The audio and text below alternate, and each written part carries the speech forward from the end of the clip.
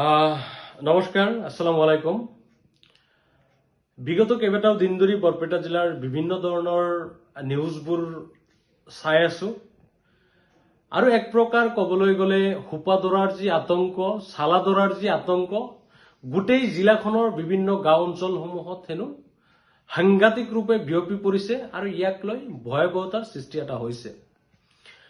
আপোনাৰ মন্দিয়া বৰদলনিৰ যিজন ল'ৰা হেৰুৱাইছিলে, সেই ল'ৰাজন হেৰুৱাৰ পিছৰ পৰাই আপোনাৰ ভয়ংকৰভাৱে খবৰ বিয়পি পৰিছে যে গাঁও অঞ্চলবোৰত হেনো হুপাদৰা বা চালাদৰা সোমাই সৰু সৰু ল'ৰা ছোৱালীসকলক কিডনেপ কৰি লৈ গৈ আছে।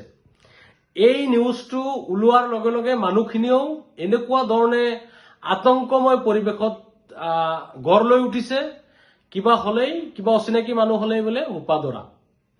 আপোনালোকে বিগত সময়ছোৱাত নিশ্চয় বহুকেইটা কেছ আপোনালোকে দেখিছে। যোৱাকালি বাটকুচিত এজন ছোৱালী, খুব বেছি ছোৱালীজনৰ বয়স আপোনাৰ 13 পৰা 14 বছৰ হ'ব। তাৰপিছত আজি ৰাজীৱ নগৰত এজন মানসিক বিকাৰগ্ৰস্ত লোকক ধৰিছে। এই সন্ধিয়া অলপ আগতে ইফতাৰৰ পিছত হেনো সত্ৰকোনাৰাত হুপাদৰা ওলাইছে। আৰু 6:30 মানত বোলে পাতলিকুচি, আপোনাৰ কপুহাৰ নিকটৱৰ্তী পাতলিকুচিত বোলে কোনোবা এটা ঘৰত গৈ বোলে ল'ৰা এজনক টানি ধৰিছিলে আৰু শেষত 3000 মানুহ হোৱাৰ পিছতো বোলে সেই হুপাদৰাজনক ধৰিব পৰা নাই। এই যে সাংঘাতিক এটা ভুৱা পৰিৱেশৰ যে সৃষ্টি কৰিছে, মানুহখিনিও কেনেকুৱা ধৰণৰ চাওক, চিন্তা কৰক। শিক্ষিত মানুহ, যুৱ প্ৰজন্ম ছচিয়েল মিডিয়াৰ যুগত এনেকুৱা ধৰণৰ ভুৱা অপপ্ৰচাৰবোৰ চলাই একাংশ নিৰীহ মানুহসকলক নিৰ্মমভাৱে শাস্তি প্ৰদান কৰা হৈছে।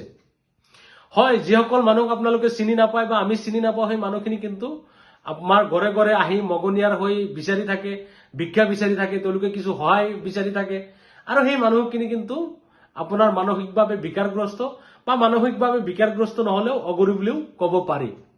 গতিকে এই ক্ষেত্ৰত আমি প্ৰত্যেকজনে সচেতন হ'ব লাগে যে কোনো ধৰণৰ যদি আপোনাৰ অচিনাকি মানুহ বা অচিনাকি ব্যক্তি আমি লগ পাওঁ, তেতিয়াহ'লে সেই মানুহজনক শাৰীৰিকভাৱে প্ৰহাৰ নকৰি আৰক্ষী বা জিলা প্ৰশাসনক ফোন কৰি তেখেতসকলৰ হাতত গতাই দিয়া।